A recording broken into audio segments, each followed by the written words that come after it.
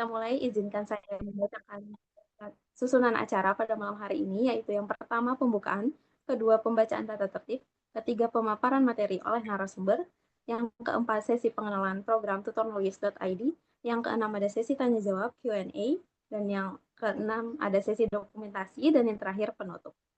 Acara yang pertama yaitu pembukaan. Marilah kita buka acara pada malam hari ini dengan membaca basmalah bersama-sama. Bismillahirrahmanirrahim.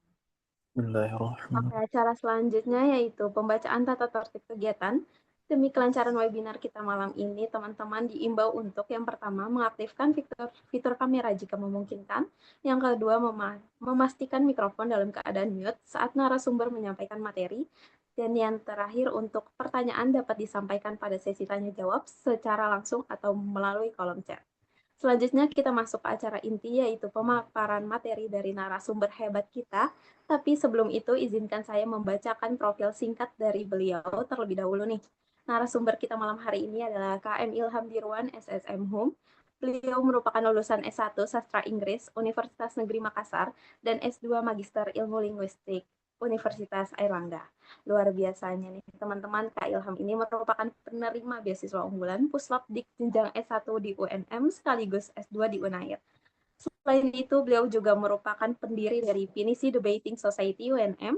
Beliau juga peraih predikat mahasiswa berprestasi terbaik 1 FBS UNM tahun 2021, serta sangat aktif menjadi narasumber dan relawan pengajar di berbagai kegiatan edukasi. Wah, keren sekali ya teman-teman. Langsung aja kita sapa narasumber hebat kita malam ini nih teman-teman. Selamat malam Kak Ilham. Ya, selamat malam. Ya, Gimana nih Kakak? Kak Ilham kabarnya malam hari ini? ya alhamdulillah baik. Teman-teman yang lain bagaimana kabarnya? Alhamdulillah baik juga Kak. Oke. Wah, alhamdulillah. Semoga sehat dan bersemangat selalu ya Kak. Baik, karena teman-teman pastinya udah gak sabar ingin dapat insight dari Kak Ilham, langsung aja kepada Kak Ilham, waktu dan tempat disilahkan. Boleh untuk di-share screen ya Kak Ilham. Oh, baik.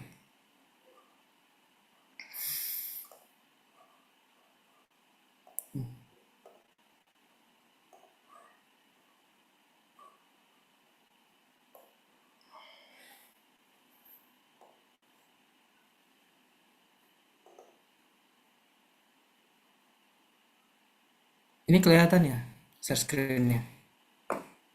Kelihatan nggak? Kelihatan Kak. Kelihatan Kak.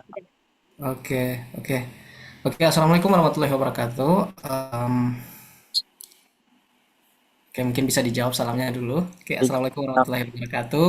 Waalaikumsalam. Waalaikumsalam warahmatullahi wabarakatuh. Oke, terima kasih atas kesempatan yang diberikan kepada saya untuk jadi pemateri ya, narasumber dalam acara webinar series beasiswa unggulan. Udah siap belum? Jadi seperti yang tadi sudah diperkenalkan sama Mbak Anissa ya. Jadi nama saya Muhammad Ilham Dirwan atau bisa dipanggil Mas Ilham saja ya, Mas Ilham. Jadi untuk materi ini saya akan membahas mengenai beasiswa unggulan sesuai dengan kapasitas saya sebagai dulunya juga pernah menjadi awardee beasiswa unggulan. Nah, jadi dalam materi kali ini itu saya akan membahas mungkin dua hal ya, kayak memahami penyusunan berkasnya dan sekaligus juga bagaimana tips dan trik untuk bisa menulis esai yang baik di dalam program beasiswa unggulan ini, terutama di dalam seleksi administrasi. Karena dalam beasiswa unggulan itu ya, teman-teman, itu terdiri atas dua tahap. Yang pertama itu tahap seleksi administrasi dan yang kedua itu ada tahap seleksi wawancara. Nah, untuk bisa pergi ke tahap wawancara, teman-teman yang pertama itu harus bisa lulus dulu di seleksi administrasi. Nah, oleh karena itu eh, tahapan dari seleksi administrasi itu sangat penting, terutama di sini itu kita juga membahas mengenai esai juga, dan kalau untuk S2 dan S3 itu ada yang namanya proposal rencana studi. Tapi di sini mungkin ada yang dari S2 ya atau S1 semua? S2 nggak ada? Satu semua ya. Oke. Oke, jadi mungkin kita fokus ke esainya saja. Oke. Oke, bisa terlihat di sini untuk slide 2.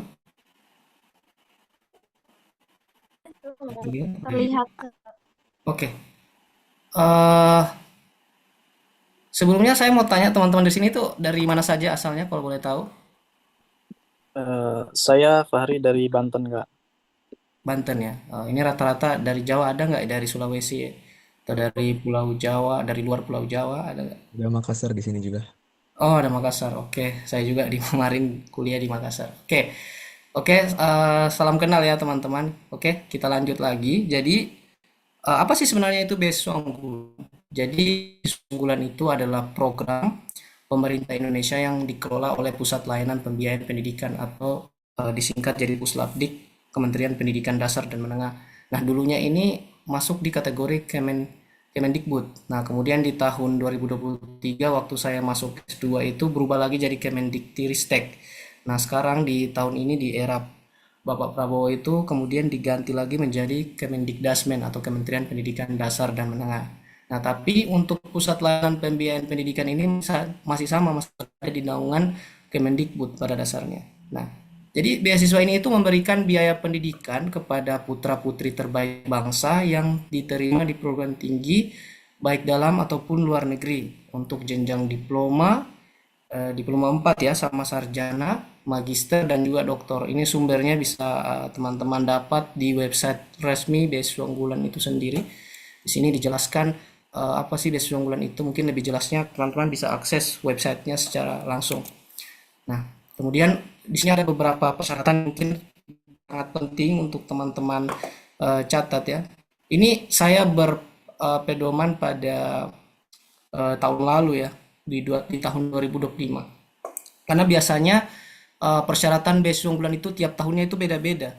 Waktu di zaman saya S1 itu tidak ada UKBI. Ini di sini ada UKBI atau uji kemahiran berbahasa Indonesia. Itu sama kayak TOEFL kalau dalam bahasa Inggris, tapi itu lebih ke tes kemampuan bahasa Indonesia. Nah, kemudian pada saat saya S2 itu sudah ada UKBI.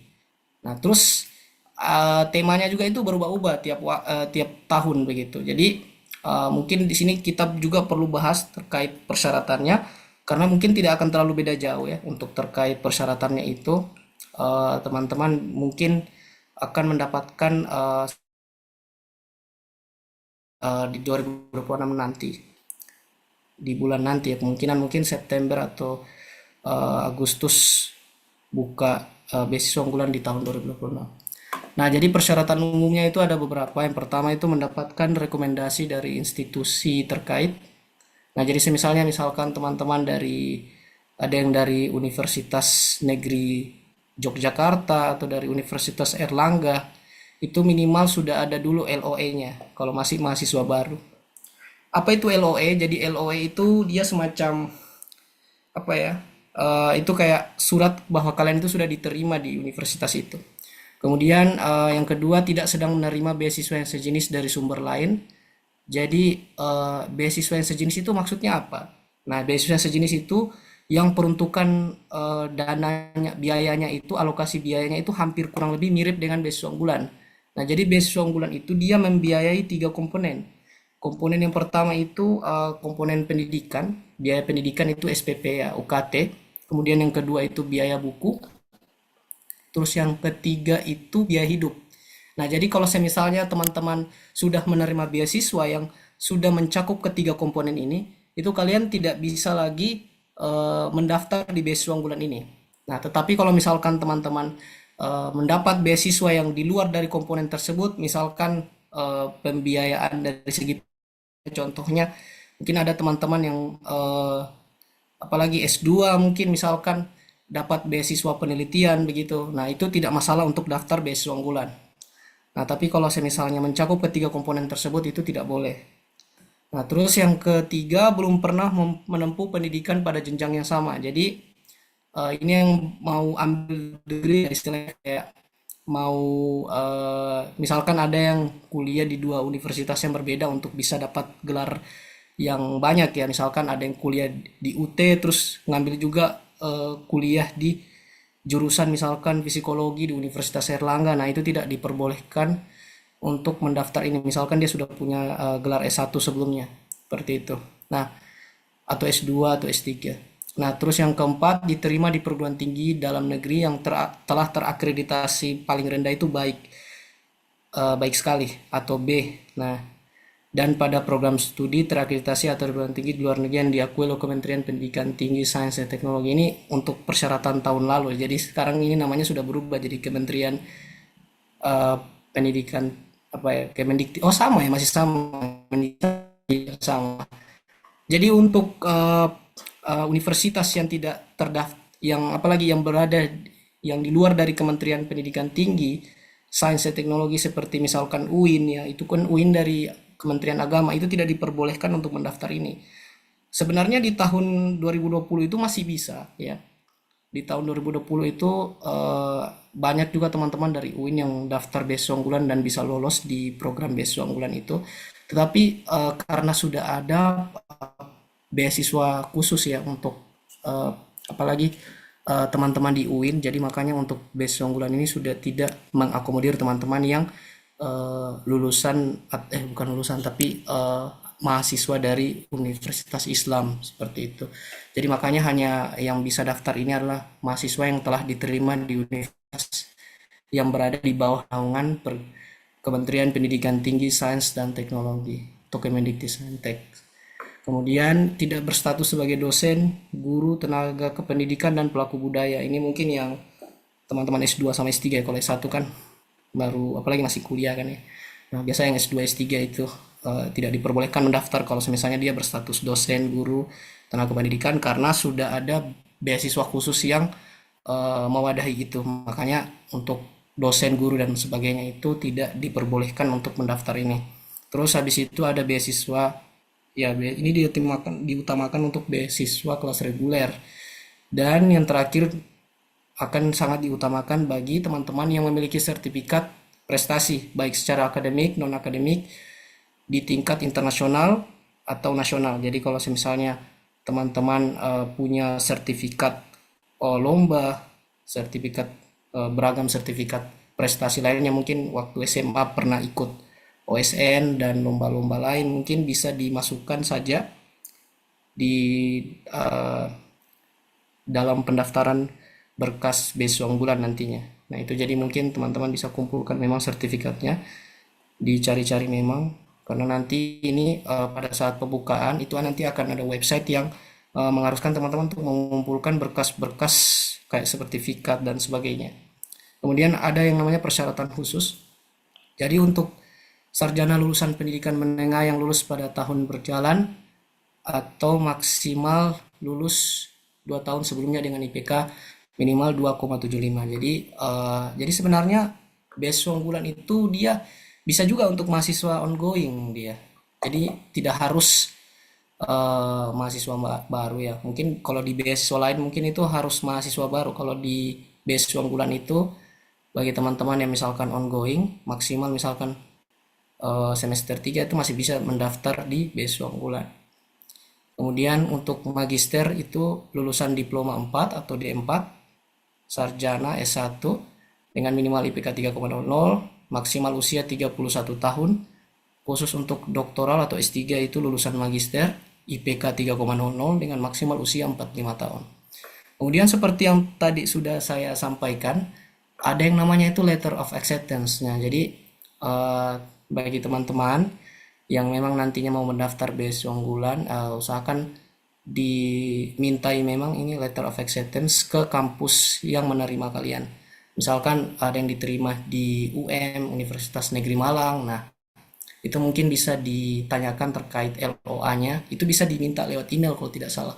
Dulu saya mintanya lewat email, jadi kalian bisa cari misalkan kontak kayak apa ya istilahnya akademik, nanti minta letter of acceptance atau surat keterangan diterima masuk di universitas terkait. Nah, untuk mahasiswa yang ongoing itu bagaimana? Nah, kalau untuk mahasiswa yang ongoing, teman-teman cukup mencantumkan surat keterangan aktif kuliah. Ada namanya itu surat keterangan aktif kuliah, itu bisa kalian minta di kalau tidak salah di fakultas ya. Bagian fakultas itu bisa kalian minta. Nah, ini untuk syarat bagi mahasiswa yang sementara sedang eh, menempuh pendidikan ya, maksudnya sudah berani berjalan misalkan semester 3. Nah, ini bagi Nah, kemudian memiliki sertifikat KBI atau uji kemahiran berbahasa Indonesia yang diterbitkan oleh Badan Pengembangan dan Pembinaan Bahasa dengan skor minimal 482. Jadi bagi teman-teman yang misalkan nanti mau mendaftar beasiswa unggulan ya, itu ini juga harus dipersiapkan terlebih dahulu karena ini menunggunya 2 minggu, sekitar 2 minggu sertifikatnya terbit, dan itu 2 minggu hari kerja ya. Jadi kalau hari Sabtu terhitung sebagai hari kerja. Nah, jadi nanti karena beasiswa unggulan ini pendaftarannya itu sangat singkat untuk timeline pendaftarannya itu cuma sekitar 2 minggu atau 3 minggu. Jadi usahakan untuk sertifikat UKBI ini karena wajib teman-teman harus tes duluan. Jadi ini berlakunya 2 tahun UKBI ini. Jadi kalau memang teman-teman nanti memang mau daftar beasiswa unggulan itu dipersiapkan memang UKBI-nya, karena nanti ini akan sangat mepet kalau misalkan kalian tes pada saat apalagi pada saat masa pendaftaran beasiswa unggulan karena hanya 3 minggu seperti itu. Karena ada dalam beberapa kasus itu kemarin teman-teman saya ada yang bermasalah di sertifikatnya yang belum keluar, sehingganya itu tidak bisa melanjutkan proses pendaftaran kemarin. Oleh karena itu sangat penting untuk bisa segera mengambil tes UKBI karena sertifikatnya itu agak lama terbitnya. Kemudian untuk perguruan tinggi luar negeri itu memiliki sertifikat TOEFL ITP minimal 550, kemudian PCE Academic ini 58, IBT 80, atau bisa IELTS minimal 6,5. Jadi bagi yang misalkan tembus di universitas luar negeri itu harus ada sertifikat TOEFL dia, kalau bukan IELTS. Nah, jadi mungkin yang belum memiliki TOEFL, tapi saya rasa kalau misalkan teman-teman bisa tembus ke luar negeri itu persyaratan di universitasnya itu mewajibkan TOEFL. Jadi saya rasa itu sudah ada bagi teman-teman yang misalkan mau melanjutkan pendidikan tingginya ke luar negeri. Kemudian yang terakhir itu membuat esai dalam bahasa Indonesia dengan tema dampak teknologi terhadap karakter pada era digital dengan paling sedikitnya 1000 sampai dengan 1500 kata. Nah, jadi untuk esai ini ya, disclaimer, jadi esai ini tiap tahunnya itu berbeda-beda temanya. Jadi di zamannya saya itu temanya itu lebih ke kontribusiku untuk Indonesia di tahun yang akan datang. Jadi beda-beda, tiap tahun itu beda-beda temanya. Jadi mungkin di tahun 2026 nanti ini temanya bukan lagi nih. Cuma ini bisa menjadi referensi bagi teman-teman untuk mengetahui bagaimana sih tema dari esai beasiswa unggulan itu. Nah, ingat tema itu bukan judul ya. Jadi kalau kita berbicara tentang tema itu adalah sebuah topik yang mungkin itu umumnya akan dibahas di dalam esai itu. Jadi bukan judul. Jadi teman-teman bisa membuat judul yang berkaitan dengan tema dari esai yang kalian buat nantinya. Jadi minimal 1000 kata sampai dengan 1500 kata, itu sekitar 3 sampai dengan 5 halaman bisa kalian buat nanti. Nah, selanjutnya di sini bisa terlihat di slide berikutnya. Bisa? Bisa, Kak. Oke, masih semangat ya? Belum mengantuk? Oke. Jadi selanjutnya saya akan bahas tentang strategi sukses pada seleksi administrasi. Nah, jadi yang pertama itu kalian harus kenali dulu potensi diri dan jurusan yang kalian ambil. Nah, misalkan kalian mengambil jurusan bahasa Inggris kayak saya. Nah, kira-kira potensi kalian di bahasa Inggris itu apa? Misalkan dulu saya pernah ikut lomba bahasa Inggris, atau saya suka membaca buku yang berbahasa Inggris, sehingganya saya punya potensi untuk menjadi seorang penerjemah misalkan. Nah, jadi itu kan relevan dengan jurusan yang kita ambil atau saling berkaitan dengan jurusan yang kita ambil. Misalkan potensi kita itu kita suka bahasa Inggris dan kita mau ambil jurusan bahasa Inggris, itu kan ada kaitannya. Atau misalkan teman-teman ini jago public speakingnya itu bagus, misalkan sering buat konten dan sering buat konten-konten edukasi di masyarakat. Nah, terus kalian misalkan ambil jurusan komunikasi untuk bisa mengasah keterampilan komunikasi kalian agar lebih baik lagi ketika membuat konten. Nah, itu bisa kalian jadikan sebuah alasan untuk mengambil jurusan tersebut. Jadi ada kaitannya atau ada benang merah dari potensi yang kalian miliki dan juga jurusan yang kalian ambil. Nah, selanjutnya memperbanyak sertifikat kegiatan dan lomba. Nah, jadi yang perlu kalian eh, apalagi sebelum daftar beasiswa unggulan itu, ya, saya tidak mau kayak membuat orang-orang yang tidak tidak punya sertifikat tidak daftar, tapi kalau bisa teman-teman, mumpung beasiswa unggulan itu buka, jadi teman-teman bisa mengumpulkan memang banyak sertifikat, entah itu sertifikat kegiatan pengabdian, ya itu tidak masalah, karena itu terhitung sebagai kontribusi sosial kalian ke masyarakat gitu. Bahkan ada teman saya yang sama sekali tidak memiliki sertifikat prestasi, tapi karena dia sering ikut kegiatan yang bersifat kontributif begitu ke masyarakat, contohnya kayak bakti sosial dan sebagainya, dia bisa lolos beasiswa unggulan ini. Nah, karena itu akan terhitung sebagai kontribusi yang bisa kita jual ke negara bahwa kita ini orang-orang adalah mahasiswa yang aktif secara sosial di masyarakat, dan kita bisa menjadikan itu sebagai nilai jual kita ketika nanti pada saat seleksi wawancara. Maka dari itu, bagi teman-teman yang misalkan tidak terlalu apalagi tertarik ya ikut kayak lomba-lomba, misalkan kan ada beberapa mahasiswa yang mungkin tidak terlalu kompetitif ya. Nah, tapi punya jiwa sosial, misalkan sering ikut organisasi, ikut kegiatan-kegiatan bakti sosial. Nah, itu bisa kalian ikut sertakan kayak sertifikat-sertifikatnya. Seperti itu. Nah, mungkin di tahun ini saya dengar rumor kalau beasiswa unggulan itu dia disuruh upload sosial media kayak gitu. Jadi ada kemungkinan kalau misalkan bagi teman-teman yang sering ikut kayak kegiatan pengabdian itu bisa diupload-upload memang di Instagramnya, itu supaya bisa dicek sama panitia dari seleksi beasiswa unggulan ini, nanti biar ditahu kalau kalian itu orang yang aktif secara sosial kayak gitu. Itu baru rumor yang saya dengar, karena di LPDP sendiri itu pakai sistem seperti itu. Jadi kita disuruh upload sosial media kita, dan nanti LPDP akan menyaring dan mengamati seberapa aktif kita di kegiatan-kegiatan sosial lewat sosial media kita tersebut. Nah, kemudian yang ketiga itu kalian harus bangun hubungan baik dulu sama birokrasi kampus. Nah, eh, karena birokrasi itu yang nantinya akan memberikan kalian rekomendasi ya. Ini khususnya bagi teman-teman yang eh, ongoing, misalkan semester 2, sekarang semester 3 ya, mau semester 3. Itu kalau bisa kalian minimal ya paling paling tidak itu kalian dekat sama ini apa namanya pembimbing akademik, istilahnya kalau di kampus saya waktu S1 itu PA atau dosen wali. Nah, minimal kalian dekat sama sama beliau sama mereka ya. Nah, sehingganya kalian bisa diberikan semacam rekomendasi untuk nantinya mengikuti program beasiswa unggulan.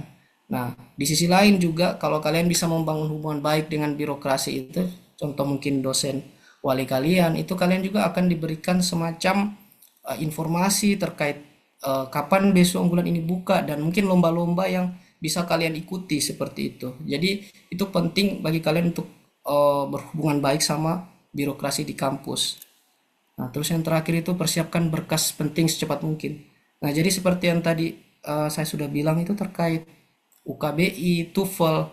Nah, itu kalau bisa secepat mungkin untuk eh, diurus ya atau dipersiapkan, karena nanti itu untuk pendaftarannya itu cukup singkat ya, cukup mepet 2 sampai 3 minggu. Kalau kalian harus mengurusi itu semua, harus mengurusi esai, harus mengurusi sertifikat, harus mengurusi surat rekomendasi, itu 2 minggu itu tidak cukup sebenarnya.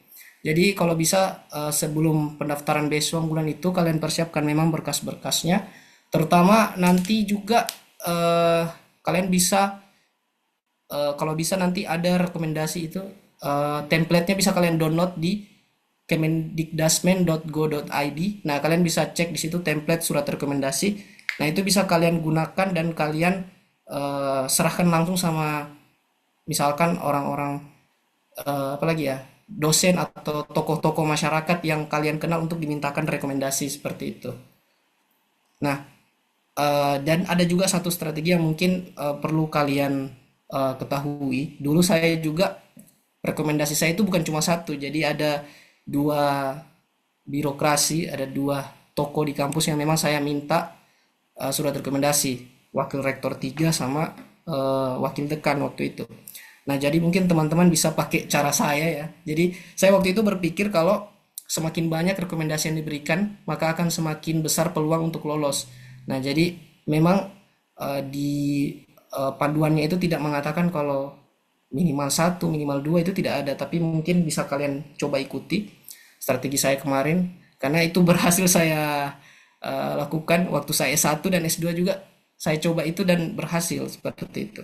Nah, tapi bagaimana dengan teman-teman yang misalkan yang misalkan baru lulusan ya, baru lulus SMA misalkan. Nah, itu kan belum kenal sama dosen-dosennya. Nah, itu kalian bisa minta minimal itu kepala sekolah SMA kalian. Nah, itu makanya birokrasi di sekolah juga itu bisa kalian bangun hubungan baik dengan mereka agar nantinya itu kalian bisa minta surat rekomendasi. Karena kalau misalnya kita juga punya hubungan baik sama mereka, walaupun memang kita tidak terlalu punya apa ya, misalkan tidak terlalu ikut dalam lomba-lomba ataupun kegiatan-kegiatan kompetisi lainnya, kalau kita berhubungan baik dengan birokrasi di sekolah, misalkan kepala sekolah, wakil kepala sekolah, itu juga akan memudahkan kita untuk memperoleh surat rekomendasi. Jadi seperti yang tadi saya sudah katakan bahwa akan sangat penting bagi kita untuk membangun hubungan baik dengan tokoh-tokoh tersebut. Nah, ada juga teman-teman saya kemarin yang minta surat rekomendasi itu dari bupati, ada juga. Tapi kan kalau bupati ya, kalau itu kan agak sulit ya, kecuali mungkin kalian keluarganya. Ya, mungkin ada hubungan keluarga itu mungkin bisa, atau mungkin eh, punya orang yang kenal sama bapak bupati itu mungkin bisa ya. Ada juga kepala desa, jadi teman-teman juga kalau memang mau minta sama kepala desa juga boleh, seperti itu. Oke. Selanjutnya menyusun esai BU. Nah, jadi membuat esai beasiswa unggulan atau BU itu tidak sama seperti membuat esai ilmiah. Nah, jadi esai ilmiah mungkin itu kita banyak ada referensi ya, kita banyakkan menaruh referensi di sebuah esai ilmiah. Misalkan kita mau menjelaskan bahwa gagasan kita tentang penggunaan AI di masa yang akan datang, itu biasanya kita menaruh beberapa catatan kaki ya tentang bagaimana manfaat AI itu di masyarakat misalkan. Nah, tapi kalau di beasiswa unggulan itu tidak seperti itu. Jadi kalau di beasiswa unggulan itu mungkin teman-teman yang sudah pernah coba daftar beasiswa dan menulis esai sudah tahu tentang ini, tapi bagi teman-teman yang masih awam, saya mau jelaskan secara singkat dulu bagaimana esai beasiswa itu. Jadi kalau di esai beasiswa itu biasanya kita menggunakan gaya pembahasan naratif atau non fiksi ya, naratif non fiksi. Jadi oleh karena itu, dalam esai beasiswa Anda dituntut untuk menceritakan pengalaman pribadi seperti potensi diri, pencapaian kalian, dan juga rencana kontribusi kalian terhadap Indonesia di masa depan. Nah, jadi semisalnya kalian punya macam pencapaiannya, misalkan kalian pernah mendirikan sebuah komunitas, kalian pernah ikut serta dalam gerakan sosial, misalkan apalagi namanya ini, peduli tsunami misalkan ya, peduli bencana di beberapa wilayah yang memang pernah mengalami bencana alam, dan kalian pernah ikut serta di dalam kegiatan sosial tersebut, mungkin itu bisa kalian tuliskan di esai. Nah, jadi tidak harus prestasi seperti kalian pernah juara 1, juara 2, itu tidak harus. Kalian juga bisa memasukkan pencapaian dalam bentuk kontribusi sosial kalian ke masyarakat seperti itu. Selanjutnya, jadi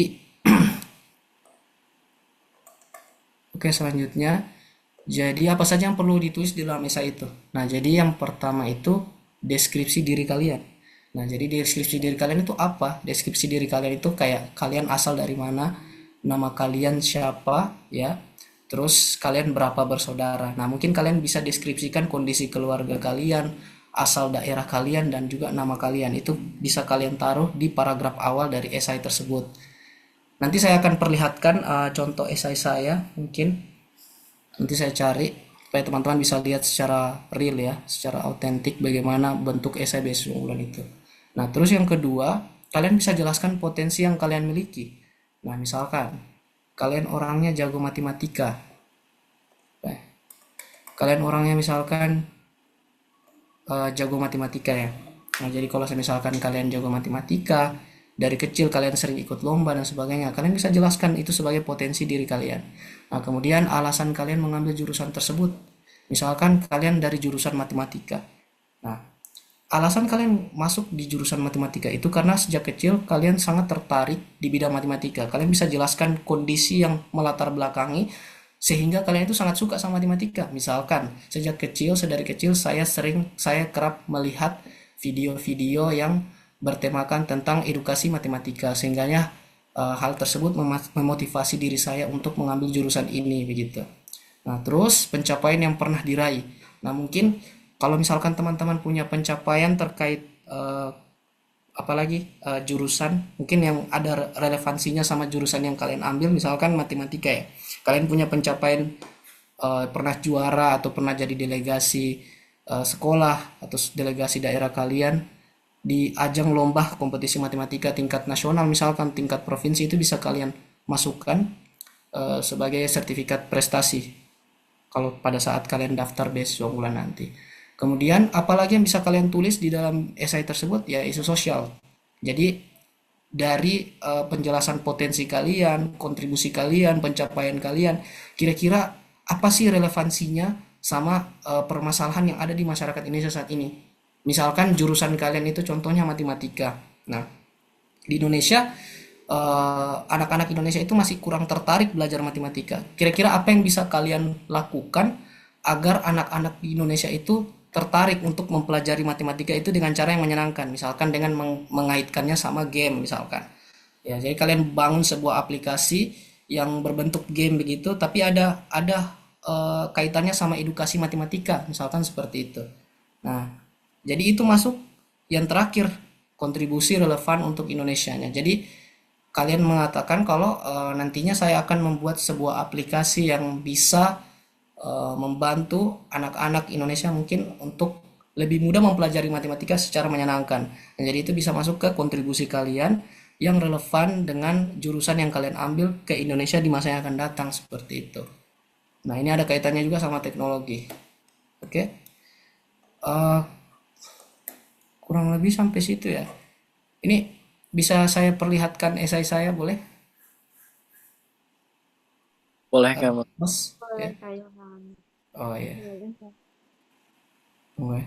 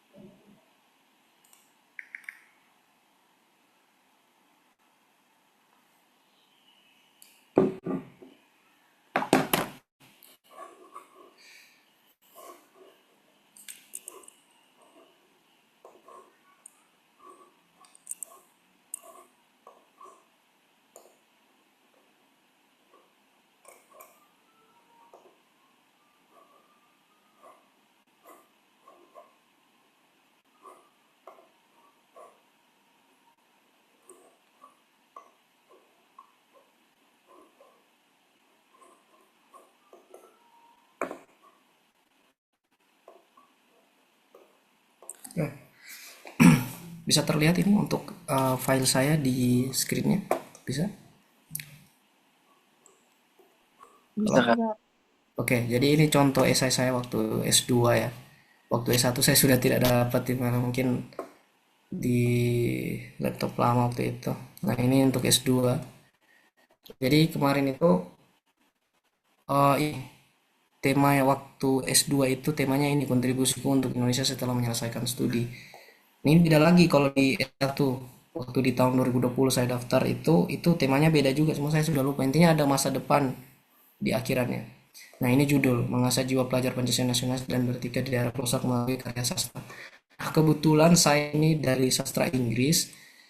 Jadi di sini saya fokusnya waktu itu saya ingin membangun sebuah komunitas tapi yang motivasi pemuda ya untuk mengajak mereka untuk berkontribusi dalam dengan cara itu untuk membangun sebuah komunitas yang dimana mereka memperkenalkan karya sastra di daerah-daerah pelosok karena di daerah pelosok itu kan misalkan masih banyak kekurangan buku dan sebagainya jadi saya mau kayak membuat pemuda-pemuda itu bisa termotivasi untuk bergerak andil dan apalagi melakukan sebuah kegiatan-kegiatan sosial berupa berbagi buku di daerah-daerah pelosok terutama untuk anak-anak yang ada di sana. Jadi ini saya yang pertama saya ada semacam kata-kata ya, kalimat-kalimat mungkin eh, intro di sini. Kayak nama saya Muhammad Ilham, saya lahir di sebuah kota kecil nama Lu, Kabupaten Bangli, Provinsi Sulawesi Tengah. Nah, ini kemudian saya lanjutkan lagi bahas pencapaian di sini. Pencapaian setelah pasca kepulauan berakhir saya di kampung. Nah, ini pencapaian misalkan saya pernah ikut serta sebagai panitia inti dalam kegiatan guru untuk bangsaku selama hampir 2 bulan ya. Terus ini juga ada pencapaian saya jelaskan, saya cukup aktif dalam berbagai kegiatan sosial seperti menjadi pemateri, juri, di berbagai kompetisi, mengikuti kegiatan pengabdian. Nah, ini saya jelaskan semua. Kemudian juga di sini ada beberapa kegiatan pengabdian yang pernah saya lakukan. Nah, kemudian barulah saya membahas tentang isu sosial. Nah, permasalahan yang kerap saya temui dari pengalaman pengabdian adalah masalah akses minimnya tenaga pendidik, fasilitas, dan juga buku. Nah, barulah nanti di terakhir saya menekankan bagaimana karya saya itu dapat membangun nasionalisme melalui apalagi daerah-daerah pelosok begitu. Nah, ini saya jelaskan di sini daerah pelosok. Cara sastra dalam mendidik dan mengungkap masalah kemanusiaan sangat umum dikenakan melalui sastra bahasa akan mudah tersampaikan. Nah, jadi kurang lebih seperti ini karena waktunya sudah hampir selesai ya. Jadi mungkin ini saja yang bisa saya tampilkan. Kalau ada pertanyaan dari teman-teman silahkan. Oke, saya kembalikan ke host. Oke, terima kasih banyak Kak Ilham atas pemaparan materinya yang sangat bermanfaat dan penuh insight baru buat kita semua. Nah, buat teman-teman nih yang merasa butuh pendampingan lebih lanjut biar makin mantap menyusun esai dan dokumen beasiswanya, tutornulis.id punya informasi dan program menarik banget. Disampaikan tutornulis.id kepada Kak Restu, waktu dan tempat dipersilahkan. Oke, terima kasih Kak Anissa, terima kasih Kak Ilham. Insightful sekali ya tadi materinya. Baik, selamat malam teman-teman semuanya. Masih semangat ya untuk melanjutkan tanya jawab dengan Kak Ilham ya habis ini. Nah, sebelumnya kami dari tutornulis.id sangat berterima kasih atas antusiasme teman-teman semua dan Kak Ilham juga terima kasih banyak atas waktunya, sudah meluangkan waktu untuk mengisi webinar kali ini. Dan sebenarnya sebelum kita mulai ke sesi tanya jawab, ini ada sedikit informasi mengenai tutor nulis, yang mana tutor nulis ini adalah sebuah platform edukasi untuk kepenulisan dan juga literasi. Saya izin share screen sebentar ya.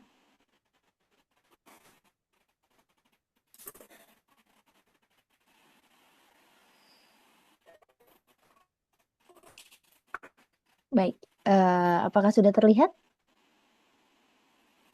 Sudah ya? Belum, Kak. Oh, belum. Oke. Oke, sudah ya? Oke.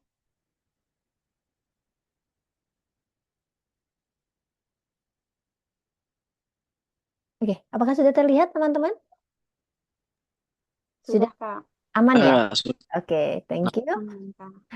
Baik, jadi begini, untuk tutor nulis sendiri itu merupakan lembaga yang tujuannya adalah untuk mengadakan pendampingan kepenulisan karya tulis ilmiah, bisa berupa skripsi, tesis, kemudian ada karya tulis ilmiah yang lain atau artikel ilmiah. Mungkin teman-teman yang sudah S1 dan sudah ongoing ini kan cukup eh, familiar ya dengan artikel ilmiah, esai, seperti itu. Dan kami juga memberikan pendampingan untuk esai beasiswa ataupun karya ilmiah lainnya. Dan di mana untuk layanan yang kami berikan itu meliputi yang pertama adalah privat tutoring, di mana nanti misalkan teman-teman ini ada penulisan tugas akhir atau lomba, proofreading, atau beasiswa atau penulisan artikel atau sejenisnya, itu dari layanan tutor nulis ini bisa memberikan pendampingan terhadap penulisan-penulisan tugas akhir seperti itu.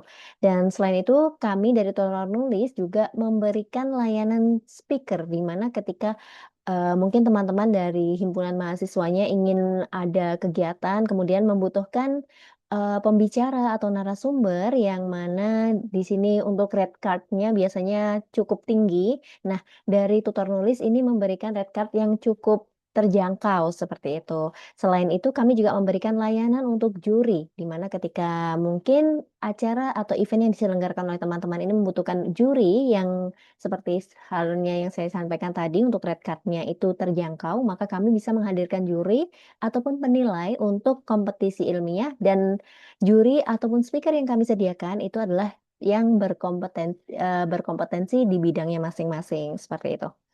Dan berikut untuk paket layanan yang diberikan oleh tutor nulis, di sini kami memiliki dua layanan paket. Yang pertama adalah paket bronze, di mana paket ini nanti memberikan durasi konsultasi satu kali dengan durasi 75 menit dalam satu kali konsultasi. Dan untuk price listnya adalah Rp75.000, sedangkan untuk paket silver itu mendapatkan tiga kali waktu konsultasi dengan durasi 75 menit dengan harganya adalah Rp150.000. Seperti itu teman-teman. Jadi nantinya teman-teman apabila ingin mengadakan event ataupun kegiatan ataupun ingin mendapatkan private tutoring, bisa langsung kontak ke tutor nulis karena kami pasti akan melayani teman-teman karena we are your study buddy. Seperti itu teman-teman. Baik, terima kasih untuk Kak Anissa dan kita bisa lanjutkan langsung ke sesi tanya jawab. Sepertinya teman-teman sudah tidak sabar untuk bertanya jawab kepada Kak Ilham ya untuk menggali lebih lanjut mengenai beasiswa unggulan. Terima kasih Kak Anissa atas waktunya. Saya kembalikan lagi kepada Kak Anissa. Wah, terima kasih kepada Restu atas penjelasan program yang sangat menarik dan bermanfaat banget. Oh ya, sebelum kita masuk ke sesi selanjutnya, mau mengingatkan teman-teman dulu nih untuk link presensi atau daftar hadir sudah dibagikan oleh kakak admin di kolom chat ya. Jadi buat teman-teman jangan lupa untuk diisi presensinya dari sekarang ya. Oke, selanjutnya kita akan masuk sesi tanya jawab Q&A bersama narasumber kita, Kak Ilham. Buat teman-teman yang mau bertanya, boleh disampaikan secara langsung dan klik tombol raise hand, atau bisa juga tuliskan pertanyaannya di kolom chat ya. Oke, boleh teman-teman yang mau nanya langsung aja.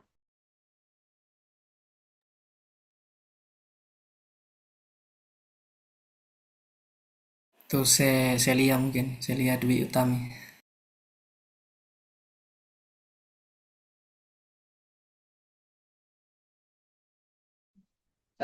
Izin Bang, sebelumnya ini saya menggunakan akun teman saya, jadi saya Rechan.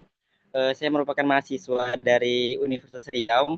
Di sini saya izin bertanya mengenai tahapan seleksi BU yang dimana pada tahap satu itu kan kita ada seleksi administrasi ya, yang dimana itu ada seleksi esai juga dan juga berkas-berkas. Dan saya ketahui sendiri bahwasanya kalau untuk seleksi tahap satu itu kita menggunakan sertifikat di mana ya, betul? Menggunakan sertifikat prestasi. Dan pertanyaan saya, seberapa besar bobot kalian di di prestasi ini, misalkan kayak kita mempunyai sertifikat nasional ataupun provinsi, dan juga untuk perbandingan presentasinya antara esai dan sertifikat itu berapa persen? Terima kasih. Oke, bisa langsung dijawab ini untuk moderator? Bisa ya? Atau mau ditampung Boleh, Kak. dulu? Boleh, Kak, bisa langsung dijawab. Oke, terima kasih. Oke, namanya siapa tadi? Soalnya di sini saya lihat Dwi Utami, kan tidak mungkin cowok namanya Utami.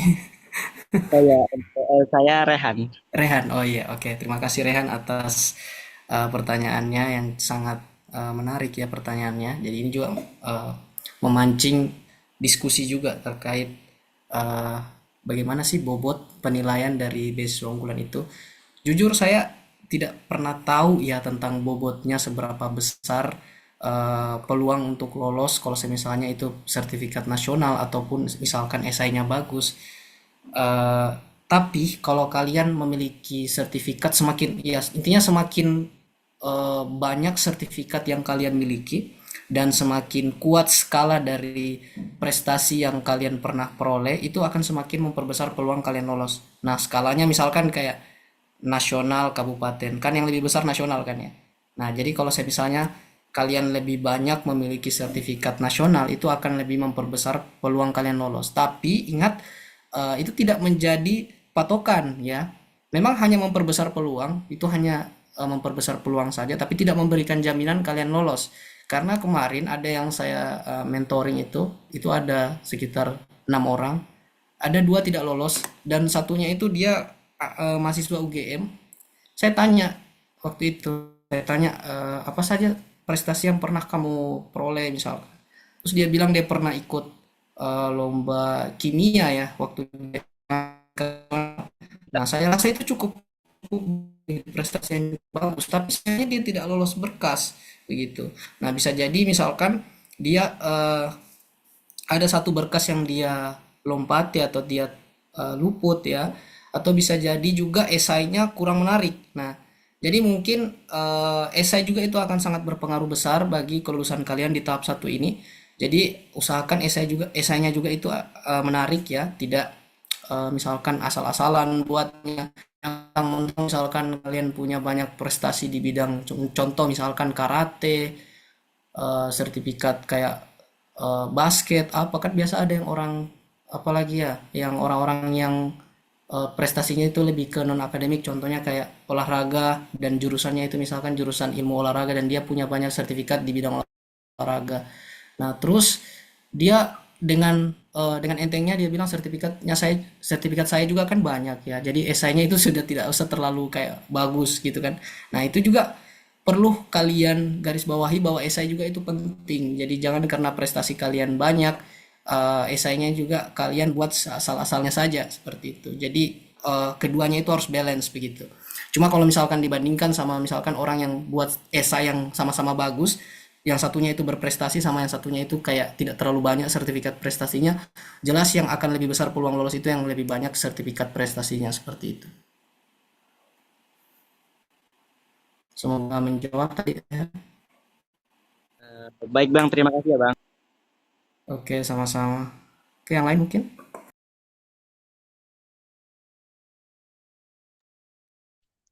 Oke, Kak, ini ada pertanyaan dari kolom chat ya, Kak. Mungkin saya bisa bacakan terlebih dahulu. Mohon maaf izin bertanya Kak terkait surat rekomendasi, apakah itu bisa dibuat lebih dari satu per rekomendasi? Semisal saya sebagai maba, apakah saya bisa meminta surat rekomendasi kepada kepala sekolah dan guru BK pada saat SMA atau cukup satu per rekomendasi saja jadi hanya kepala sekolah? Terima kasih Kak. Boleh langsung dijawab Kak. Oke, terima kasih ya atas siapa tadi yang bertanya itu? Eh, Puja ini Kak. Kak Puja Ganeswari. siapa? Intinya itulah. Kak Puja. Oke, oke. Apa? Muliswari, ya. Sari, Sari. Oke. Eh, terima kasih atas pertanyaannya. Jadi tadi kan sudah saya sampaikan bahwa kalau memang teman-teman masih maba itu bisa minta dari kepala sekolah ya. Cuma memang lebih besar jabatan ini sama kayak yang tadi sertifikat skala nasional prestasinya itu nasional skala prestasinya itu lebih besar maka akan semakin besar peluang juga lolos. Nah sama halnya juga kalau kalian mau minta sertifikat surat rekomendasi kalian semakin tinggi jabatan orang yang kalian mintai surat rekomendasi itu maka akan semakin besar peluang kalian lolos. Nah Contoh misalkan kalau kalian bandingkan antara guru, wali kelas sama kepala sekolah itu kan yang jabatannya lebih tinggi itu kan kepala sekolah ya. Jadi kalau saran saya mungkin minta ke kepala sekolah. Nah, tapi kalau memang kalian tidak punya yang namanya channel atau koneksi untuk bisa masuk ke kepala sekolah, nah kalian bisa minta tolong sama misalkan guru begitu untuk membantu kalian agar berikan rekomendasi ke pihak kepala sekolah. Nah, tapi kalau memang kalian mau minta 2 surat rekomendasi itu juga boleh, tidak terlalu masalah. Bahkan itu lebih bagus ya, karena saya kemarin itu juga 2 surat rekomendasi. Jadi saya gabung surat rekomendasinya itu saya apalagi eh, itu intinya suratnya itu harus di print ya. Kemudian nanti di scan tanda tangan bahasa ya. Nah, itu kalian scan, terus kalian gabung di satu file. Jadi surat rekomendasinya misalkan print 2, terus kalian kasih ke 2 tokoh masyarakat misalkan atau birokrasi. Nah, itu nanti kalian gabung di satu file untuk di submit di website besok punya lebih dari 1 surat rekomendasi seperti itu. Tapi yang perlu digarisbawahi tadi bahwa semakin tinggi jabatan dari orang yang dimintai rekomendasi itu akan semakin besar juga peluang kalian untuk lolos. Seperti itu sih.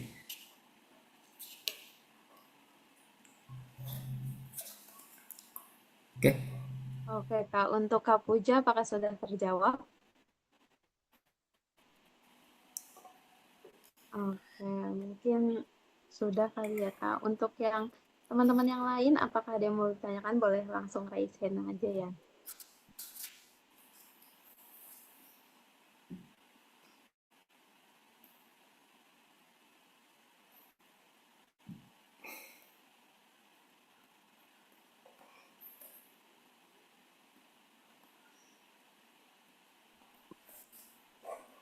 Oke, karena menunggu teman-teman yang lain raise hand, mungkin ada dari kolom chat aja ya, Kak. Mohon izin bertanya, Kak, dari Kak Vivian. Mohon izin bertanya, Kak, bagaimana menentukan gaya bahasa yang tepat dan apa poin paling penting di esai? Lalu, terkait pendekatan tulisan, saya melihat ada yang fokus pada struktur atau metode apa agar keduanya tuh seimbang. Mungkin itu, Kak, boleh langsung dijawab. eh yang mana tadi nama orangnya? Supaya saya baca ulang tadi. Supaya bisa saya lihat jelas tuh. Nama orangnya tadi yang bertanya. Yang awal, Kak, Vivian. Vivian. Vivian Gani Pramesti. Vivian. Oke. Bahasa yang tepat. Oke. Jadi bahasa yang paling tepat kalau menurut saya itu bahasa yang apa adanya ya. Tidak terkesan mendramatisasi, tidak terkesan kayak terlalu apalagi menghayal ya. Ada yang misalkan dia nulis esai, dia bilang saya dari jurusan kedokteran, kalau saya lulus nanti saya mau bangun rumah sakit. Itu kayak menghayal kan. Uangnya dari mana kan seperti itu.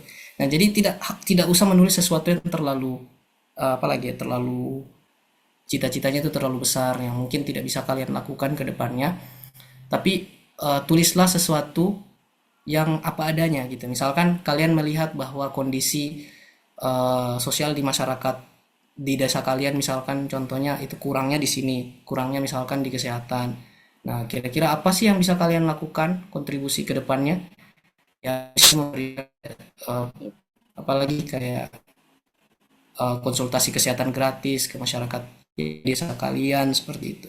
Nah, jadi gaya bahasanya itu kayak sederhana saja gitu.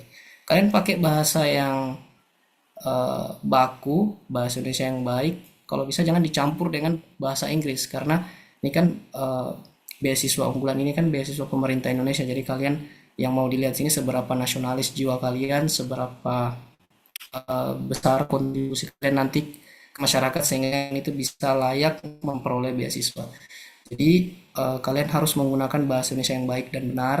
Untuk struktur bahasanya tidak harus terlalu kayak tinggi kayak misalkan pakai bahasa-bahasa akademis seperti itu kayak implementasi integrasi kan ya pakai saja bahasa yang santai yang menjelaskan potensi kalian dan kira-kira apa yang akan kalian ke depannya apa yang akan kalian lakukan ke depannya seperti itu. Terus Eh, ya kalau mau seimbang juga bisa kalian apa ya, contohnya pada saat kalian membahas tentang isu sosial dari isu sosial di masyarakat Indonesia saat ini, di dalam esai itu kan biasanya di paragraf tertentu itu kalian menuliskan masalahnya ya. Misalkan isu tentang kesehatan di Indonesia itu seperti apa. Nah, kalian kan dituntut tidak boleh hanya sekedar narasi biasa ya. Kalian dituntut untuk memberikan data seperti itu. Kalian harus memberikan data misalkan jika memang masalah kesehatan di Indonesia itu begitu parah, misalkan contohnya HIV kan, itu tinggi persentasinya, maka kalian harus memberikan data, itu datanya kalian dapat dari mana, surveinya itu kalian dapat dari mana, seperti itu. Nah, begitu. Jadi harus ada sedikit juga eh, ilmiah-ilmiah di situ. Begitu. Oke, mungkin fokus pada bedah tema. Oke, mungkin lebih ke personal sih, narasi personal, bukan ke bedah tema. Seperti itu. Eh, Mungkin ada sedikit membahas tentang temanya tapi tidak terlalu dominan dia. Dia lebih ke personal. Dan itu nanti nanti isu yang kalian bahas itu nanti ada kaitannya sama potensi yang kalian miliki. Misalkan ya kalian bahasa Inggris, jurusan bahasa Inggris, pendidikan bahasa Inggris. Nah, terus isu yang kalian bahas tentang kurangnya minat belajar bahasa Inggris di Indonesia. Nah, kira-kira dari potensi yang kalian miliki itu apa yang akan kalian lakukan gitu untuk menyelesaikan masalah tentang kurangnya minat belajar bahasa Inggris di Indonesia itu kayak gitu. Terutama di daerah kalian ya. Nah, jadi mungkin hal kecil dulu dimulai dari daerah kalian, misalkan di kompleks kalian, mungkin apa yang akan kalian lakukan. Nah, kurang lebih seperti itu. Oke, saya kembalikan ke moderator. Oke, Kak, untuk Kak Vivian, apakah terjawab? Oke, dari kolom chat ya, Kak. Terima kasih, Kak Ilham. Sangat helpful katanya. Oke, lanjut teman-teman. Untuk yang mau bertanya, boleh silakan langsung raise hand aja ya.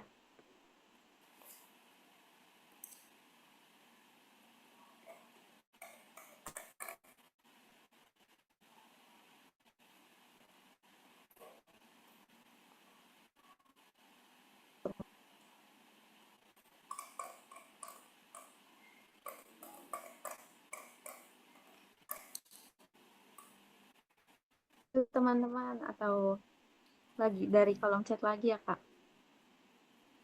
Boleh. Ya, mungkin dari moderator yang pilih.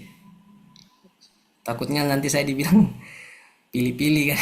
Mungkin moderator biar lebih adil. Oke, Kak. Mungkin dari Kak Sisila ya, Kak. Maaf bertanya di kolom chat, Kak, untuk sertifikat UKBI, apakah bisa menggunakan yang sebelumnya? Mengingat masa sertifikatnya itu 2 tahun. Boleh langsung dijawab, Kak? Oh iya, oke. Itu kan sertifikat cuma 2 tahun ya. Jadi misalkan kalian tes terakhirnya itu 2023 itu kan sudah habis masa berlakunya. Jadi sebaiknya ambil tes lagi. Karena itu sertifikat bahasa itu hanya berlaku 2 tahun. Nah, jadi untuk salah satu syarat pendaftaran beasiswa unggulan itu kan harus ada sertifikat UKBI yang masih aktif ya, yang masih berlaku. Nah, kalau sudah lebih dari 2 tahun itu sudah tidak bisa kalian gunakan lagi. Jadi eh, boleh ambil tes baru. Makanya itu tadi saya bilang kalau bisa diambil memang sebelum pendaftaran beasiswa unggulan itu dibuka. Karena kalau sudah buka itu mepet, karena sertifikatnya itu sekitar 2 minggu hari kerja untuk bisa terbit seperti itu. Oke, saya kembalikan ke moderator. Oke, baik. Untuk Kak Sisila, apakah terjawab? Atau ada feedback nih untuk Kak Ilham?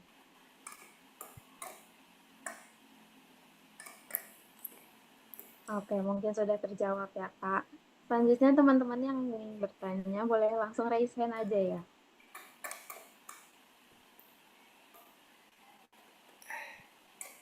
Jadi teman-teman yang mau bertanya, mumpung ada kesempatan nih.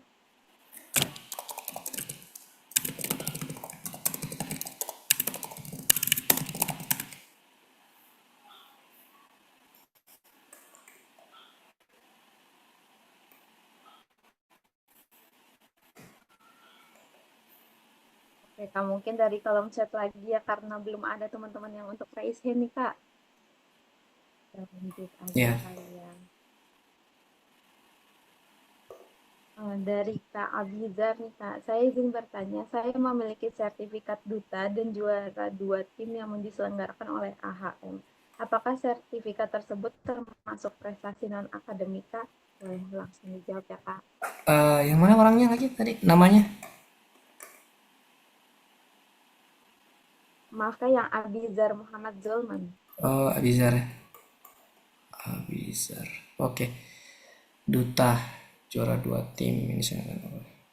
Oke, jadi sertifikat lomba yang konteksnya itu di luar dari eh, apa ya, pembelajaran ilmiah, contohnya kayak OSN, itu kan pembelajaran ilmiah ya, scientific, atau pembelajaran misalkan terkait jurusan kalian itu dinamakan sebagai non akademik. Nah, jadi untuk duta ini sebenarnya lebih masuk ke non akademik dia sifatnya. Tapi bisa juga kalian masukkan sebagai sertifikat prestasi kalian. Itu, semakin banyak prestasi yang kalian miliki itu menandakan bahwa kalian itu produktif begitu. Jadi itu akan memperbesar juga peluang.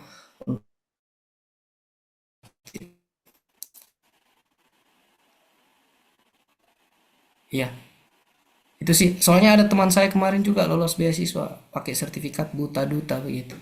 Duta intelijensia istilahnya. Ini duta apa kalau boleh tahu? AM itu apa ya? Oke, mungkin Kak Abi boleh langsung dijawab ya Kak Abi. Duta apa nih kata Kak Ilham?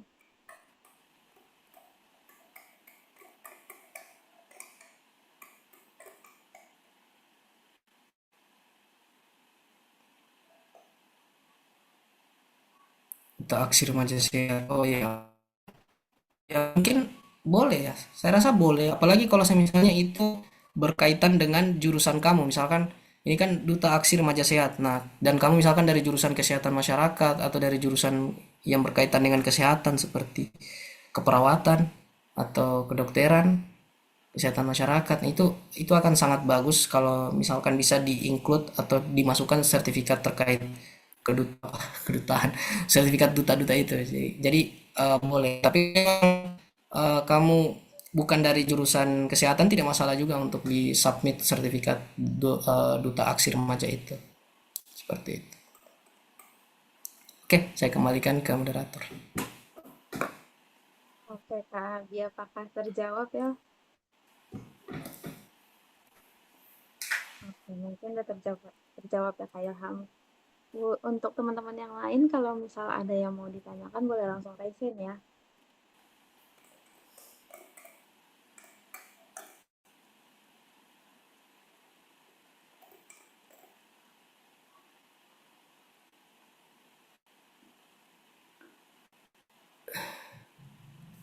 Oke, kalau untuk mempersingkat waktu, mungkin dari kolom chat lagi ya, ini dari Kak Evangelika.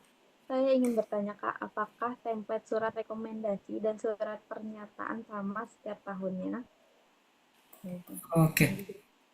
Ya, oke, terima kasih atas pertanyaannya. Jadi tiap tahunnya setahu saya itu sama karena waktu saya daftar di tahun 2020 sama pada saat saya daftar S2 tahun 2023 itu sama untuk template dari surat rekomendasinya. Jadi tidak ada perbedaan. Jadi mungkin kalau teman-teman mau segera minta surat rekomendasi bisa download di website Beasiswa Unggulan karena di situ ada template-nya, setahu saya itu ada. Walaupun memang beasiswa unggulan belum buka, itu mereka masih menyediakan template dokumen dari surat rekomendasi. Seperti itu. Setahu saya soalnya sama sih. Saya tidak tahu kalau beberapa tahun kemudian akan berubah. Karena di 2020 dan 2023 itu sama surat rekomendasi yang saya print waktu itu.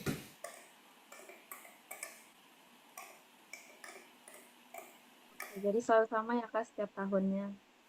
Iya. Oke deh, untuk teman-teman yang lain, apakah ada yang mau ditanyakan lagi? Terima kasih banyak tuh kata Kak Evangelika. Oke teman-teman boleh langsung raise hand ya.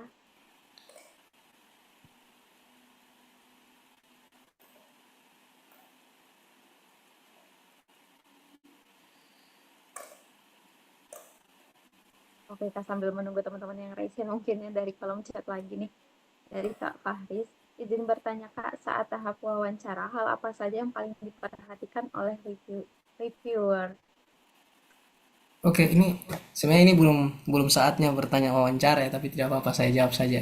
Jadi kalau wawancara itu sebisa mungkin kalian hafal dengan baik esai yang kalian tulis karena biasanya itu akan dia tanyakan pada saat wawancara. Jadi kalau kalian misalkan menulis bahwa kalian pernah gabung di berbagai komunitas pengabdian di esai kalian, maka nantinya pewawancaranya itu akan menanyakan pengalaman kalian gabung di komunitas itu, apa yang kalian peroleh, apa yang kalian dapatkan, dan apa yang kalian lakukan begitu. Jadi sebisa mungkin kalian harus hafal dengan baik apa yang kalian tulis di esai karena itu nanti akan menjadi salah satu poin pertanyaan yang akan ditanyakan oleh pewawancaranya seperti itu.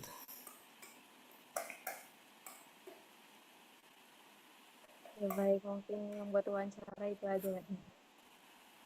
Oke, buat teman-teman yang lain, kalau ada yang mau ditanyakan, boleh langsung raise hand ya. Oke, buat Kak Selvia, mungkin boleh langsung aja. Baik, terima kasih Kak Anissa selaku moderator untuk kesempatannya. Mohon maaf sebelumnya belum bisa open kamera Kak karena kondisi tidak memungkinkan di sini. Izin tanya, kebetulan saya dari jurusan Sastra Indonesia. Nah, saya agak ada ketidakpercayaan diri terkait karya. Karena saya mengiranya kalau dari jurusan sastra itu sebaiknya juga harus punya karya sastra seperti itu. Tapi saya tidak punya karya sastra. Saya cuma ada beberapa karya ilmiah yang terbit di jurnal Sinta. Kemudian untuk sertifikat, apakah bisa kalau saya mencantumkan sertifikat sebagai pemateri atau narasumber dan juga untuk karya tadi, apakah juga bisa kalau saya mencantumkan beberapa desain grafis pada saat saya terjun di kepanitiaan di kampus? Begitu mungkin Kak, terima kasih. Oke, oke, terima kasih Sylvia atas pertanyaannya. Pertanyaannya menarik ya. Karena kebetulan saya juga dari jurusan sastra. Jurusan saya itu sastra Inggris dan saya tidak punya karya yang terbit ya, tidak punya karya novel. Ya saya memang ada beberapa yang saya tulis tapi untuk karya apa? Untuk konsumsi pribadi ya kayak tulisan-tulisan saya itu saya hanya konsumsi secara pribadi saja, tidak untuk saya publikasi. Jadi tidak masalah kalau memang tidak punya kayak karya sastra yang diterbitkan begitu kayak novel, puisi, itu tidak terlalu menjadi masalah. Yang penting eh, kalau misalkan punya sertifikat sosial, misalkan kegiatan sosial, misalkan kayak pengabdian atau kegiatan-kegiatan seperti tadi pemateri itu bisa kamu gunakan untuk eh, berkas pendukung kamu untuk bisa lolos beasiswa unggulan. Jadi itu tidak terlalu masalah ya, tidak menjadi masalah kalau memang tidak punya karya sastra begitu. Jadi justru saya juga kemarin saya waktu S2 itu saya kumpul sertifikat pemateri. Itu ada beberapa sertifikat pemateri yang saya kumpulkan dan itu bisa juga membuat saya lulus waktu itu. Jadi tidak masalah kalau tidak punya karya sastra. Seperti itu. Oke, semoga terjawab. Ongoing. Oh iya, masih bisa sih. Maksimal semester 3. Oke, semangat Kak Selvia. Nanti tunggu saja informasinya Kak. Pendaftaran besok unggulan. Oke, saya kembalikan ke moderator. Ya, baik. Terima kasih Kak Ilham. Buat teman-teman yang lain yang mau ingin bertanya, boleh langsung raise hand ya teman-teman.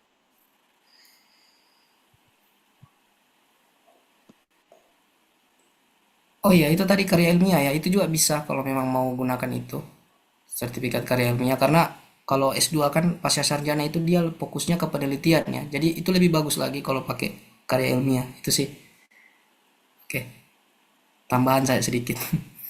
Dilupa tadi. Ya, baik. Mungkin ini ada beberapa pertanyaan yang ada dari pendaftaran teman-teman isi. Yang pertama tuh ada, apakah ada batas tahun perolehan prestasi yang disarankan untuk dilampirkan? Misalnya prestasi saat SD atau SMP, apakah masih memiliki nilai tambah selama masih relevan dan memiliki bukti, Kak? Oke, mungkin itu dulu, Kak. Boleh langsung dijawab. Oke, menarik pertanyaannya. Terima kasih. Jadi dulu waktu saya mau daftar beasiswa waktu saya S1 itu saya sempat ikut juga pelatihan ya, pelatihan kayak apalagi webinar-webinar beasiswa begitu seperti ini. Dan saya sempat bertanya kepada pematerinya waktu itu, kira-kira untuk prestasi yang sudah lama misalkan kayak SMP itu bisa tidak digunakan. Nah, kata pematerinya itu sebaiknya itu 3 tahun terakhir gitu. Itu menurut pematerinya, tapi tidak ada informasi resmi yang mengatakan sertifikat prestasi yang dikumpul itu batas tahunnya itu tahun berapa, itu berapa tahun durasinya, itu tidak dijelaskan secara spesifik begitu di panduannya seperti itu. Jadi kalau memang mau kumpul sertifikat yang memang masih SD, masih SMP itu mau dikumpul untuk menjadi penunjang kelulusan beasiswa unggulan itu tidak menjadi masalah. Cuma yang saya dengar dari pemateri-pemateri waktu saya ikut webinar beasiswa itu 3 tahun terakhir gitu. Jadi kalau saya misalnya saat ini kamu maba ya, maba S1, itu minimal prestasi, sertifikat prestasi yang kamu submit itu minimal waktu pada saat kamu SMA kelas 1, seperti itu. Paling apa ya, batasnya maksimal itu ya kelas 1 SMA seperti itu. Oke, Kak. Berarti pas SD belum nggak disarankan ya, Kak? Iya, tapi kalau mau Oke. kumpul nggak apa-apa. Oke, yang penting masih relevan ya, Kak. Iya, sunnah, istilahnya sunnah. Oke. Oke, buat teman-teman yang mau ingin bertanya lagi, boleh langsung raise hand ya, teman-teman.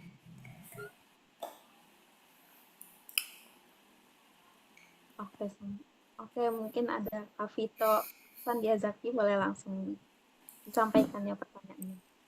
Kak, mohon maaf ya Kak, lagi ada acara keluarga jadi kamera di off kan. Izin bertanya nih Kak, kan tahun lalu saya udah ikut beasiswa unggulan juga nih. Untuk tahun ini apakah perlu saya buat akun lagi? Itu pertanyaan pertama.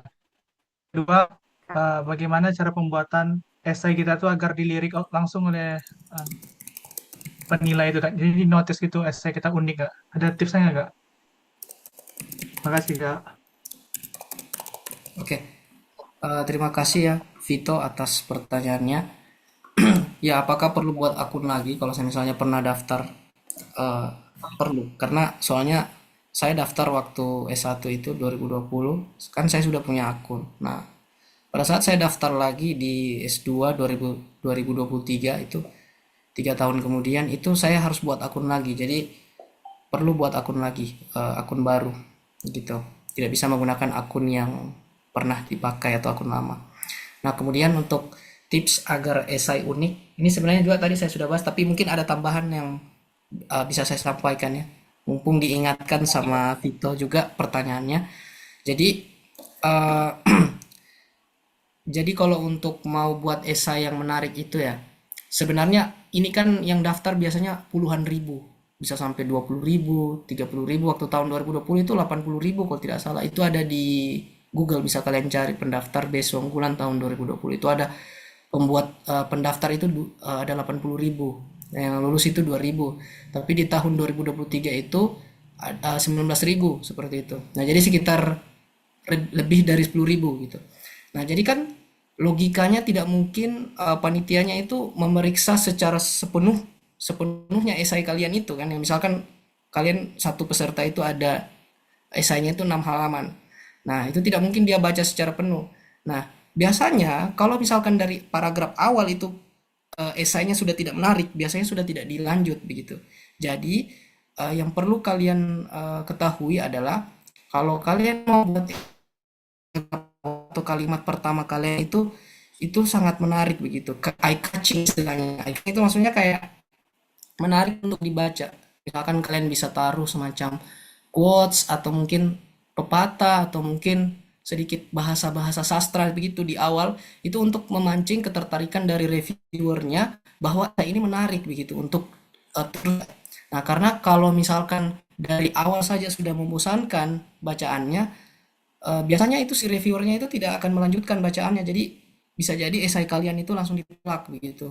Langsung kayak di skip ke pendaftar berikutnya. Jadi saran saya mungkin di kalimat awal paragraf pertama itu mungkin bisa buat esai bisa kalimat yang agak sedikit eye catching begitu. Mungkin bisa kalian cari-cari quotes yang sesuai dengan apa ya diri kalian begitu, yang berkaitan dengan pribadi kalian, atau mungkin pepatah ya apa gitu, atau beberapa kalimat sastra mungkin yang bisa membuat esai kalian itu menarik di awal gitu. Tapi itu cuma di awal saja, jangan keseluruhan begitu.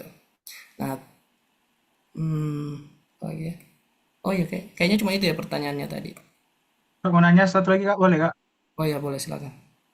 Kak, kan kalau esai ini gimana cara membuat esai sesuai dengan kaedah KBBI yang baik Kak? Kadang saya udah tahu esai ini seperti apa, tapi bingung kaedah atau petiknya. Itu gimana triknya Kak? Oh ya, Pembuatan sesuai KBBI. jadi begini. eh Paragraf yang baik itu biasa mengandung 5 kalimat ya. Jadi minimal ada 5 kalimat setiap paragraf. Tidak boleh juga terlalu banyak. Karena kalau misalkan dalam satu paragraf itu bisa satu halaman, orang juga pusing bacanya gitu. Jadi kalau bisa tidak lebih dan tidak kurang dari 5 kalimat untuk satu paragraf. Nah, saya rasa kamu sudah tahu itu kalimat itu apa ya. Jadi itu mungkin bisa dipelajari, tidak boleh lebih dari 5 ataupun kurang dari 5. Nah, terus yang kedua, ketika misalkan kamu mau lompat ke paragraf berikutnya, itu usahakan pembahasannya itu nyambung di kalimat terakhir sama kalimat awal paragraf berikutnya. Jadi misalkan paragraf pertama kamu itu membahas tentang potensi diri kamu. Misalkan saya orangnya suka belajar bahasa Inggris. Dari sejak saya kecil saya suka membaca komik-komik berbahasa Inggris.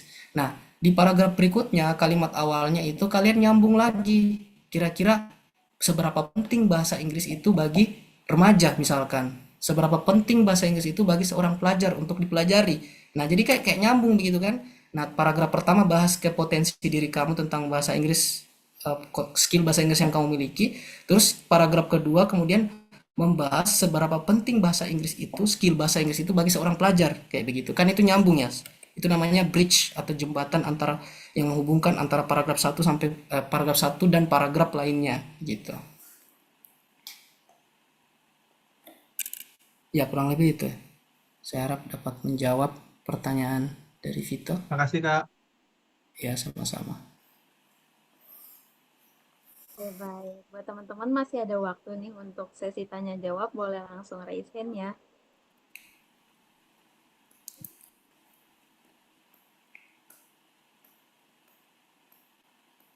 Oke, untuk mempersingkat waktu karena ini belum ada yang raise hand ya Kak. Langsung aja buat nyebutinnya dari form pendaftaran lagi karena banyak banget pertanyaan dari teman-teman ini. Mungkin ada dari apakah boleh kalau tidak mencantumkan prestasi lomba akademik maupun non-akademik karena saya nggak punya, dan apakah peluang lolos tetap ada? Mungkin boleh langsung dijawab ya Pak. Oh iya. Oke, terima kasih atas pertanyaannya. Boleh, bisa jadi ada. Ya, begini, ada namanya faktor tidak terlihat ya. Kita tidak tahu, karena ada teman saya dulu, saya tidak tahu apakah memang dia mengumpulkan sertifikat atau tidak. Cuma dia cerita ke saya itu tidak pintar. Dia pernah bilang saya tidak pintar apa. Dia cerita bahwa tidak ada hal yang bisa dia jual ketika dia daftar beasiswa begitu, tapi dia bisa lolos. Nah, saya tidak tahu apa yang bisa buat dia lolos. Jadi itu namanya faktor tidak terlihat ya, faktor dari ilahi ya, rezeki. Jadi coba saja daftar, siapa tahu mungkin esai yang kamu buat itu misalkan menarik, lebih menarik daripada orang yang punya prestasi. Jadi itu akan membuat memberikan kamu peluang untuk lolos ke tahap kedua begitu. Jadi tidak masalah. Oh iya, ini moderator mungkin ada tadi pertanyaannya yang sering ditanya tadi tentang sertifikat pelatihan. Saya lihat tadi kayak di kopi-kopi ya, tadi itu ada 3 kali pertanyaan. Jadi mungkin Boleh saya jawab itu pertanyaan soal? Oke, boleh Kak yang dari Kak Duriah Alisa ya Kak? Iya, soalnya kasihan saya lihat dia copy lagi pertanyaannya. Hmm, Oke. Oke, saya bisa bacain dulu ya Kak. Oh Saya ya izin silakan. bertanya Kak, tentang sertifikat kompetensi. Apakah sertifikat pelatihan, workshop, dan bimbingan les itu termasuk sertifikat kompetensi? Oke, sabar ya langsung Ya, dijawab. Terima kasih. sertifikat kompetensi itu bisa dalam bentuk workshop, bisa. Bimbingan les, contohnya kayak les bahasa Inggris itu masuk ke kompetensi. Atau misalkan les public speaking ya, les kok apalagi pelatihan public speaking itu yang dilaksanakan oleh beberapa lembaga itu lembaga sertifikasi itu bisa kalian masukkan. Les juga boleh, les bahasa itu bisa kalian masukkan sebagai sertifikat kompetensi gitu. Tapi kalau untuk les yang kayak apalagi UTBK, les UTBK itu bukan kompetensi ya. Atau les kayak misalkan bimbingan belajar apalagi namanya CPNS, bimbingan belajar pelajaran secara umum ya. Kalau begitu itu bukan sertifikat kompetensi, tapi kalau bimbingannya itu spesifik mengarah ke satu ilmu tertentu, contohnya kayak bahasa atau misalkan public speaking, nah itu bisa kalian jadikan sebagai kompetensi, sertifikat kompetensi seperti itu. Oke, mungkin itu saja. Oke, baik Kak, terima kasih. Mungkin satu pertanyaan lagi kali ya Kak. Mungkin teman-teman ada yang mau ingin ditanyakan atau kita ngambil dari form pendaftaran lagi gini.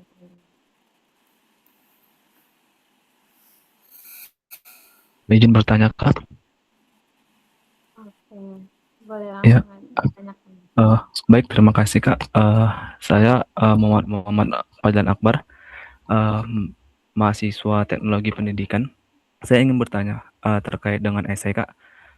Untuk esai diwajibkan tidak untuk memasukkan yang namanya tema, judul ataupun nama seperti yang Kakak contohkan tadi gitu.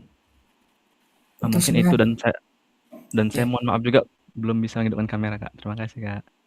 Oh ya, oke. Eh, Baik, terima kasih atas pertanyaannya. Iya, jadi sebenarnya tidak masalah ya, itu cuma supaya menarik saja. Kalau memang kayak banyak kata yang mau kalian tulis sih.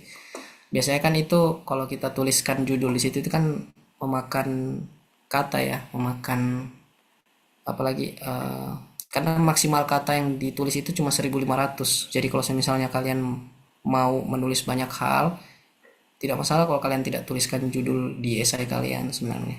Tidak wajib. Cuma itu lebih agar lebih menarik saja dipandang seperti itu. Oh, baik Kak. Mungkin satu lagi yang saya tanyakan boleh Kak? Ya, silakan. Terkait dengan dokumen-dokumen untuk administrasi Kak. Nah, itu kan biasanya ada dalam bentuk PDF, kemudian ada bentuk JPG dan lain sebagainya. Nah, untuk tips and triknya Kak, supaya administrasi kita tidak ada terkendala dalam hal kesalahan file dokumen, lebih baik itu mengupload dalam bentuk apa ya Kak untuk beberapa dokumen-dokumen penting itu. Terima kasih Kak. Oh ya. Jadi itu biasanya ada ininya, apalagi ada formatnya yang diberikan di website kalau tidak salah. Jadi misalkan di kolom contohnya kayak surat integritas ya, tidak menerima beasiswa lain. Nah, itu biasanya kan dia minta JPEG ya, kayak cuma dalam bentuk foto dari hasil print tanda tangan surat integrasinya gitu. Eh, Beberapa kalau misalkan contohnya kayak sertifikat bahasa UKBI, sertifikat TOEFL itu kan minta eh, file dalam format PDF. Nah, kalau misalkan dimintanya PDF ya diberikan PDF begitu. Nah, tapi kalau misalnya di situ tidak tercantum ya, mungkin saran saya lebih bagus PDF. Kalau memang mungkin karena kan ini saya tidak tahu tiap tahun berubah biasanya begitu. Nah, jadi kalau misalnya websitenya juga ada upgrade mungkin ya karena sudah pergantian anu juga menteri ya. Jadi kalau ada upgrade dari websitenya dan tidak ada tulisan format, jadi saran saya mungkin lebih bagus diupload dalam dokumen atau PDF seperti itu. Baik, terima kasih Kak. Oke, baik Kak. Mungkin satu pertanyaan lagi ya dari form pendaftaran kemarin.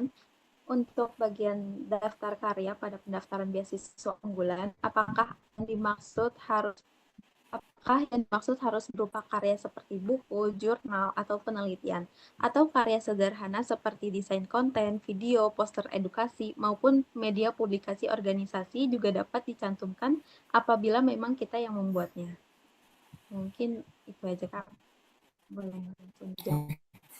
Oke, terima kasih atas pertanyaannya. Boleh kalau memang kalian punya semacam karya ya, dan lebih bagus kalau misalkan karya itu juga ada HKI-nya ya, kayak hak cipta begitu. Itu juga boleh kalian masukkan, tapi kalau memang tidak punya tidak masalah. Masukkan saja karya yang kalian punya, misalkan kalian punya karya buku. Nah, tapi belum ada misalkan ini apa namanya lagi? Kayak semacam apalah itu istilahnya yang HKI apa. Nah, itu mungkin bisa kalian upload saja di situ. Karena kalau setahu saya itu tidak perlu mengupload dokumen, setahu saya untuk karya yang kalian miliki. Tinggal kalian mengupload saja, kalau tidak salah link ya. Iya, link. Kalian upload link di kolom karya itu. Misalkan karya ilmiah. Nah, link jurnal yang mempublikasi karya ilmiah kalian itu kalian copy, kalian salin di websitenya seperti itu. Tapi saya tidak tahu kalau misalkan ada perubahan harus mengupload dalam bentuk misalkan buktinya secara fisik ya, misalkan kayak gambarnya atau mungkin dokumen filenya itu, soft filenya itu saya tidak tahu kalau ada perubahan seperti itu karena tiap tahunnya itu ada perubahan. Tapi kalau memang kalian punya karya seperti itu sebaiknya masukkan saja seperti yang tadi disampaikan di pertanyaan itu ya, kayak karya dalam bentuk desain apa itu grafis apa dan sebagainya itu bisa kalian masukkan begitu. Semenjak karya itu kalian rasa bermanfaat di masyarakat kayak gitu. Oke, baik. Berarti masih memungkinkan untuk dilampirkan ya, Pak? Ya. Oke, baik. Terima kasih untuk Kak Ilham atas jawaban-jawaban yang sangat informatifnya. Dan juga terima kasih kembali untuk teman-teman yang sudah aktif bertanya karena keterbatasan waktu, sesi tanya jawab kita cukupkan ya. Tapi sebelum kita masuk ke sesi berikutnya kepada Kak Ilham, mungkin ada closing statement nih atau pesan penutup nih buat teman-teman peserta yang lagi berjuang mempersiapkan beasiswa unggulan. Kepada Kak Ilham dipersilahkan. Oke, saran saya kalau jadi mahasiswa di zaman sekarang itu harus oportunis ya. Maksudnya oportunis itu artinya kita memanfaatkan segala peluang yang ada. Jadi jangan berpikir kalau saya misalnya, oh kalau saya daftar ini kemungkinan saya tidak lolos. Tidak apa-apa kalian daftar saja. Bisa jadi kalian punya rezeki di situ dan kalian lolos. Karena kita tidak tahu rezeki kita di mana seperti itu. Jadi saat ini yang bisa kita lakukan itu adalah melihat semua peluang yang ada dan mencoba berusaha untuk mendapatkan rezeki yang memang sudah ditakdirkan untuk kita. Jadi kita tidak tahu rezeki kita di mana. Jadi kita hanya bisa mengusahakan seperti itu. Oke, itu sih. Wah, baik. Terima kasih banyak nih Kak Ilham sudah memberikan inspirasi dan menumbuhkan rasa semangat untuk kita semua. Nah, sebelum kita mengakhiri acara yang luar biasa pada malam hari ini, rasanya kurang afdol ya kalau kita nggak mengabadikan momen bersama. Yuk, buat teman-teman yang memungkinkan untuk on cam, boleh banget dihidupkan kameranya sekarang teman-teman. Boleh dibantu dari kakak tim operator untuk mengambil dokumentasinya. Oke teman-teman, boleh on cam langsung ya buat sesi dokumentasi kita hari ini. Oke, kita tunggu untuk on cam ya teman-teman. Oke, hitungan ketiga ya teman-teman. Untuk slide 1 nanti ada slide 2-nya karena kita nggak tahu nanti akan di SS bagian teman-teman tuh yang mana. Oke, hitungan ketiga ya teman-teman. 1, 2, 3. Oke, sekali lagi untuk slide keduanya ya teman-teman. 1, 2, 3. Oke, terima kasih banyak teman-teman dan kakak tim dokumentasi. Tidak terasa kita udah sampai di ujung acara nih teman-teman. Saya ingin mengucapkan terima kasih yang sebesar-besarnya kepada tutornulis.id yang sudah menyelenggarakan webinar pada malam hari ini. Terima kasih banyak juga kepada narasumber hebat kita, Kak Ilham, yang sudah memberikan informasi serta materi yang sangat luar biasa dan bermanfaat. Dan pastinya terima kasih untuk teman-teman semua yang sudah hadir dan antusias banget meramaikan acara dari awal hingga akhir. Semoga penyampaian materi pada malam hari ini dapat bermanfaat, menambah wawasan, dan memberikan gambaran yang lebih jelas untuk teman-teman semua dalam meraih beasiswa unggulan 2026. Oh iya, aku ada informasi penting nih buat mekanisme agenda kita besok di hari Sabtu, teman-teman. Jadi nanti peserta akan dibagi per kelompok dan list nama kelompoknya akan di-share oleh kakak admin di grup WhatsApp ya. Khusus buat teman-teman yang memiliki esai nanti akan langsung diarahkan masuk ke dalam breakout room dan kegiatan kita akan dimulai pukul 9 WIB. Jadi pastikan teman-teman besok sudah bersiap dan hadir tepat waktu ya teman-teman. Oke, marilah kita tutup webinar malam ini dengan membaca hamdalah bersama-sama. Alhamdulillahirabbil alamin. Sekali lagi mengingatkan teman-teman peserta, jangan lupa untuk mengisi link presensi yang ada di kolom chat ya teman-teman. Jangan lupa buat follow Instagram tutornulis.id biar nggak ketinggalan info tips, beasiswa, dan program pendampingan menarik lainnya. Saya Anissa Wulandari, pamit undur diri dan mohon maaf kalau ada tutur kata yang kurang berkenan selama memandu acara. Selamat malam semuanya, sukses terus buat perjuangan beasiswanya, dan sampai jumpa di webinar berikutnya. Oke, terima kasih ya. Izin live. Oke, Kak, boleh. Terima Ya, kasih kembali. Assalamualaikum. Waalaikumsalam.